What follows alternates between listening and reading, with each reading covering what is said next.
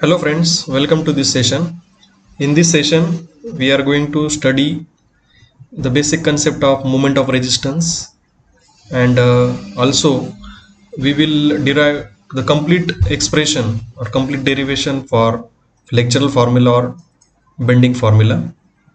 So let us start with the introduction of the moment of resistance, or in short it is called as MI. When a beam is subjected to pure bending, means the layer above the neutral axis will subject it to compressive stresses, and the layer which is below the neutral axis will subject it to tensile stresses. When the beam is under moment acting onto the beam, at that time there are stresses are developed into the beam. After bending, the bending moment try to tends the beam bend, and after bending onto the top, or means above the neutral axis, there are compressive stresses are developed, and below the neutral axis there are tensile stresses are developed. That's why we can say that the beam is subjected to pure bending. So on one side of the neutral axis there are compressive stresses, and on other side of the neutral axis there are tensile stresses. So these stresses form a couple. Because of these stresses, on one side half part of the neutral axis is compressive stresses are developed, and remaining half or bottom half part of the neutral axis is tensile stresses are developed. So because of these stresses develop into the beam, it forms the couple whose moment is equal to the external moment, that is capital M, and the moment of this couple which raises the external bending moment, it is known as moment of resistance. So because of these stresses, compressive and tensile stresses, it's form a couple, and this moment of the couple which raises the external moment, so that resistance it is called as moment of resistance. So here we have taken one section, the neutral axis is there, neutral layer is there, and this is the beam section.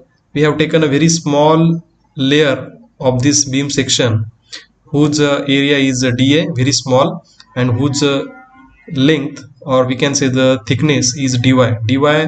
We have taken because it is a very small element is there, small thick element is there, layer is there onto this beam section whose distance is y from the neutral axis. Means whatever this layer we have considered for the analysis, whose distance is y from the neutral axis, and dy is the thickness, and the dA is the area of this particular layer. So let us start from the figure. Already we have considered the rectangular section of the beam. So this is a rectangular section of the beam.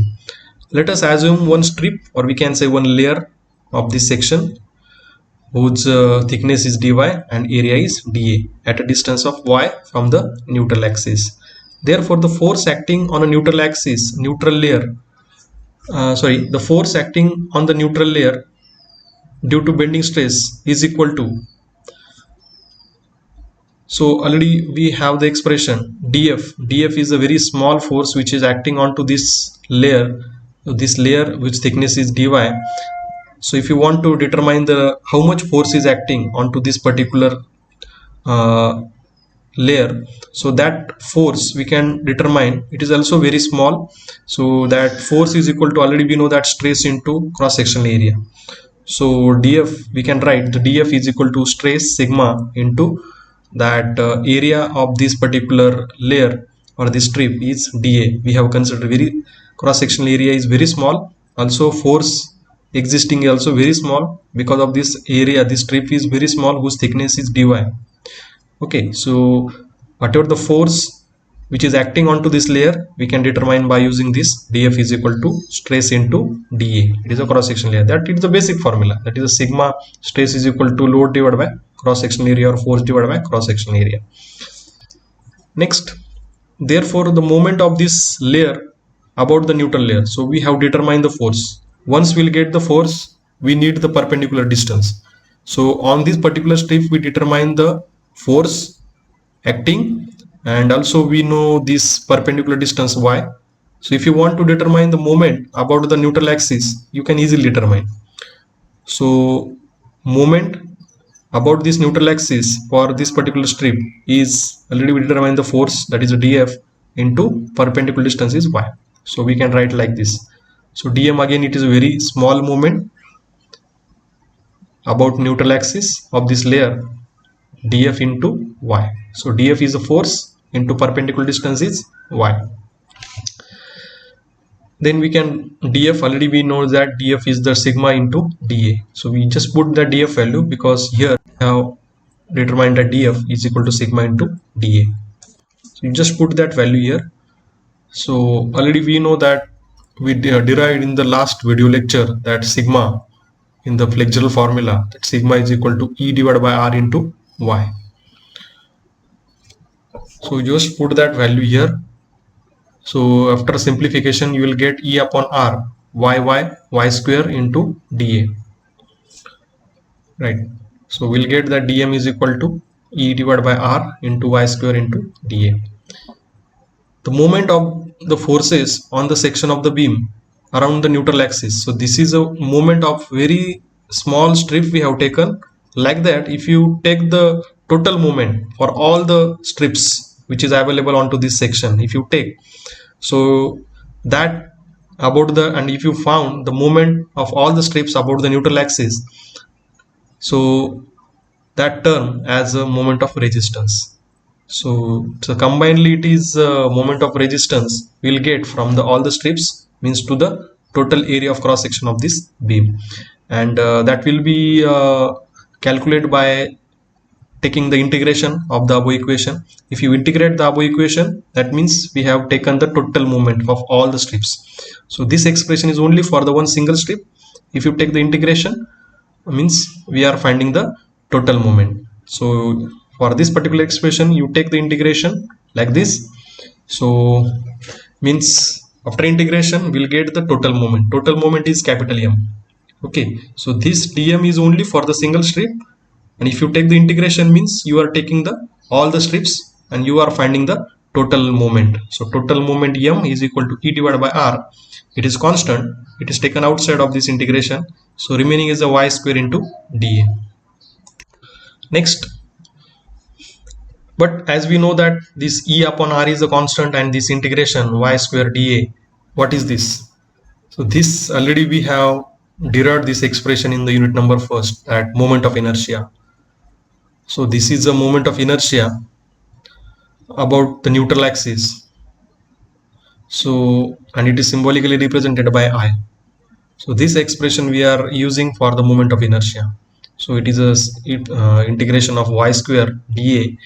That value we can term as a I. So this is a moment of inertia about the neutral axis of the section, moment of inertia of the total section about neutral axis.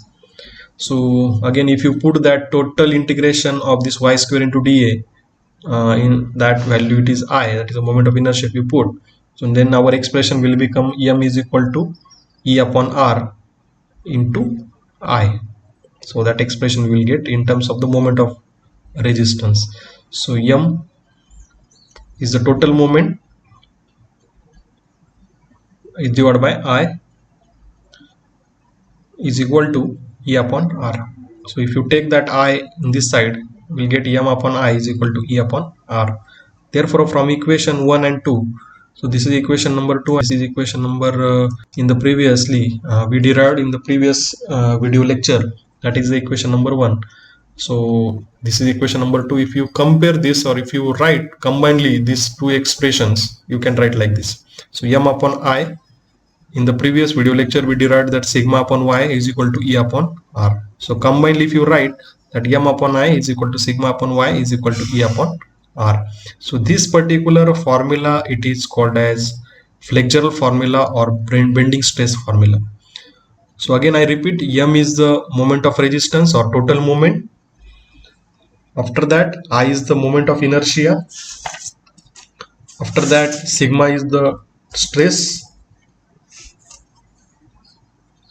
Y is the distance from the neutral axis.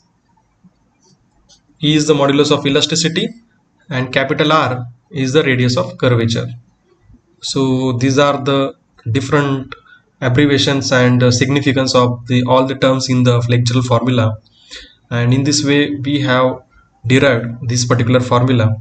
So you have to remember this, because in two part we have derived this formula. In the first part we got the expression sigma is equal to E upon R into Y, or sigma divided by Y is equal to E upon R, and in this video lecture we derived that M upon I is equal to E upon R, and combinedly if you write you'll get the M upon I is equal to sigma upon Y is equal to E upon R, so which is called as the bending stress formula, or which is also called as the flexural formula. So in this way we have derived the flexural formula. So in the coming problem we are going to use this particular formula for solving the problem of moment of resistance, also the stress acting onto the beam cross section, and also for the radius of curvature we have to use the same formula. That's all for this particular session. Thank you.